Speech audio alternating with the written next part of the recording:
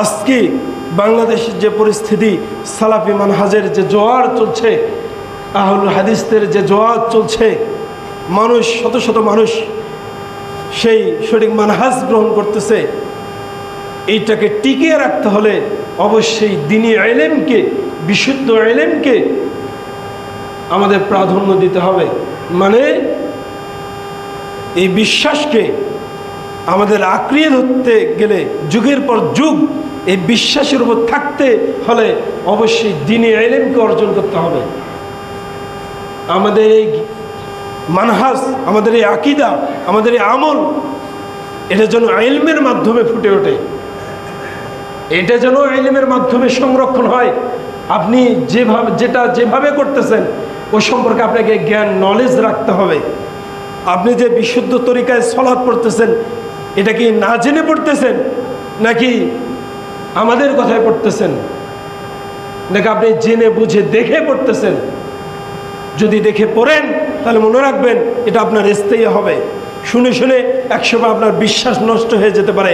কাজেই আপনার এই আমল, আপনার এই আখলাক, আপনার চরিত্র, আপনার চলাফেরা সবগুলো যেন জ্ঞানের উপর ভিত্তি করে হয়, বিশুদ্ধ আকীদার উপর জেনে বুঝে যেন এগুলোর উপর ভিত্তি করে হয়।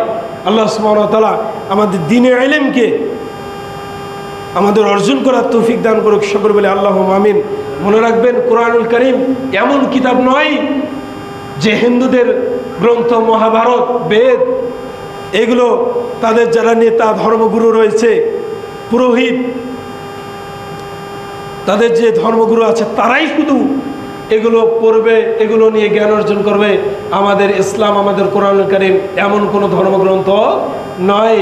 এটা রিক্সাওয়ালাও রিসার্চ করতে পারে, এটা ওই ব্যবসায়ীও রিসার্চ করতে পারে, এটা যে কোনো শ্রেণী পেশার মানুষ এটাকে নিয়ে রিসার্চ করতে পারে, অর্জন করতে পারে, এই জ্ঞানে বলীয়ান হতে পারে। এটা নির্দিষ্ট কোনো যে আলেমদের জন্যই এই গ্রন্থকে অবতীর্ণ করা হয়েছে এমনটা নয়, বরং সারা বিশ্ববাসীর জন্য এই কোরআনুল কারীমকে নাজিল করা হয়েছে। এজন্যই বিশ্ববাসী সর্বাধিক মর্যাদাপূর্ণ, কেননা তাদের উপর কোরআনুল কারীম অবতীর্ণ হয়েছে। কোরআনুল কারীম যারাই গ্রহণ করে নেবে তারাই সম্মানিত হবে।